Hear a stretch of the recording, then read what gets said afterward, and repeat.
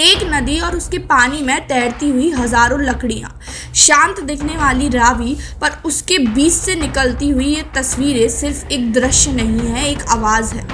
आज हम वो आवाज़ सुनेंगे क्योंकि हर लकड़ी के पीछे एक कहानी है और उस कहानी में प्रकृति भी है, इंसान भी है और शायद कोई छुपा हुआ राज भी है। तो hello everyone, I am Anjali and you are watching seeking fact, जहां इस वीडियो में आज हम बात करने वाले हैं उस वायरल वीडियो की, एक वायरल क्लिप की जो रावी नदी की है।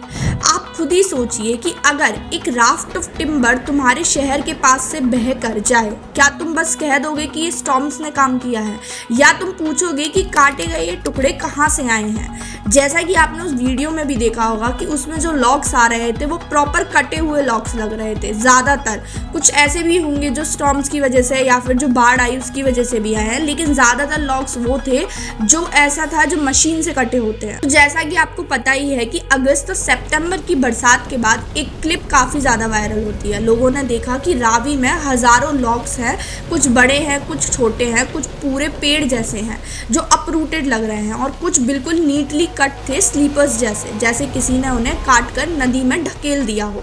लोग सेल्फी ले रहे थे, कुछ लोग रो रहे थे, और जो सबसे अजीब था वो ये था ऑफिशियल्स का स्टेटमेंट जो बहुत ज़्यादा माइल्ड था कि ये ड्रिफ्टवुड है, क्लाउड बर्स्ट ने बहा के लेके आया है। और वायरल तस्वीर ने एक सवाल जगा दिया, अगर कुछ टुकड़े काटे हुए लग रहे हो तो क्या ये सच में पूरी प्रकृति का खेल हो सकता है? तो इसके दो एक्सप्लेनेशन पॉसिबल हैं, दोनों दार्शनिक और खतरनाक हैं। पहला ये कि नेचर की वजह से हुआ है, बादल फटे, लैंडस्लाइड हुई, डैम में जो पानी निकला है उसकी वजह से ऊपर की पहाड़ी कैचमेंट से पेड़ झाड़कर पानी में उन्हें बहा कर ले आई। दूसरा जो मैन मेड है, जिसके ज़्यादा पॉसिबल चांसेस हैं कि इलीगल फेलिंग हुई है, टिम्बर माफिया और नेग्लिजेंट फॉरेस्ट मैनेजमेंट हुआ है, जिसकी वजह से ये काटे हुए लॉग्स पानी में बहकर आ गए हैं। लेकिन इसमें कौन सा सच है? दोनों चीज़ें मिलकर भी हो सकती हैं। एक तरह से तो नेचर ही कल्प्रेट हो सकता है, पर अगर इलीगल टिम्बर भी मिक्स है तो मतलब सिस्टम कहीं ना कहीं फेल हुआ है, फॉरेस्ट प्रोटेक्शन फेल हुआ है और किसी ने पेड़ को पैसा समझकर काटने की कोशिश करी है, जिसके पॉसिबल चांसेस दिख रहे हैं उस वीडियो के क्लिप्स को अगर आप जूम करके देखेंगे तो। फॉरेस्ट डिपार्टमेंट का कहना तो ये है कि ये ड्रिफ्टवुड है, लेकिन कुछ पॉलिटिशियन और एक्टिविस्ट ये कह रहे हैं कि ये स्लीपर्स और कट लॉक्स भी हैं, ये इलीगल कटिंग का नतीजा लगता है। कोर्ट ने भी इस पे नोटिस भेजा और ये बोला कि कुछ इंक्वायरी इस पे चल रही है, लेकिन ग्राउंड पर लोग अभी भी कंफ्यूज हैं, और जब कंफ्यूजन होता है तो वक्त कहानी लिखता है। इस मामले में एक और चीज़ है जो ज़्यादा गहरी है, ज़्यादा डेंजरस है। जब तुम इकोसिस्टम को तोड़ते हो तो तुम सिर्फ एक पेड़ को नहीं काट रहे हो, तुम उस पूरे नेटवर्क को तोड़ देते हो जिससे वो पूरा इकोसिस्टम काम कर रहा है और जिसमें सारी जिंदगी चल रही होती है। एक पेड़ कभी भी अकेला नहीं होता है, पेड़ एक ऐसे अंडरग्राउंड वेब का हिस्सा होते हैं जिसे साइंटिस्ट वुड वाइड वेब कहते हैं, जो मदर ट्रीज और फंगी एक नेटवर्क बनाते हैं। एक दूसरे को कार्बन और न्यूट्रिशंस भी इसी के थ्रू वो पहुंचाते हैं। जब तुम लार्ज ट्रीज को काट देते हो तो तुम सिर्फ एक ट्रंक को नहीं काट रहे हो, तुम पूरे उस सिस्टम के बैकबोन को तोड़ रहे हो। और जब यही नेटवर्क टूट जाएगा तो रीजनरेशन घट जाएगी, छोटे सैपलिंग सर्वाइव नहीं कर पाएंगे और एक दिन तुम देखोगे कि वही हिल स्लोप्स अनस्टेबल हो जाएंगे, लैंडस्लाइड और पहले से ज़्यादा बढ़ जाएगा, फ्लड्स और ज़्यादा डिस्ट्रक्टिव हो जाएंगे। और ये एक बहुत बड़ा मेजर कारण भी हो सकता है जो अभी रिसेंट में हिमाचल और उत्तराखंड में जो फ्लड्स आई हैं, क्योंकि इतना ज़्यादा जब पेड़ों को काटा जाएगा, इकोसिस्टम को डिस्टर्ब किया जाएगा, उस पूरे वेब को डिस्टर्ब किया जाएगा, तो उसका इम्पैक्ट भी तो हमें ही झेलना पड़ेगा। आज हम और आप जो फुटेज देख रहे हैं वो सिर्फ कटी हुई लकड़ियां नहीं है, वो एक सीधी वार्निंग है कि अगर हम नेचर के साथ ऐसे ही खिलवाड़ करते रहेंगे तो नेचर हमसे उसका बदला लेगा, और वो भी बहुत ज़्यादा डेंजरस तरीके से। एक सवाल और है, अगर इलीगल टिम्बर ट्रैफिक चल रही है तो ये एक ऑर्गेनाइज्ड क्राइम का हिस्सा हो सकता है, जिसमें प्रॉफिट मोटिव सब कुछ ओवर रूल करता है, एनवायरनमेंट, लोकल सेफ्टी और फ्यूचर जनरेशन, और जिसका इम्पैक्ट हमने आज देख ही लिया। लेकिन अभी भी हम इसको बचा सकते हैं, अभी भी हम चाहें तो एक्शन लेके इस चीज़ को रोक सकते हैं।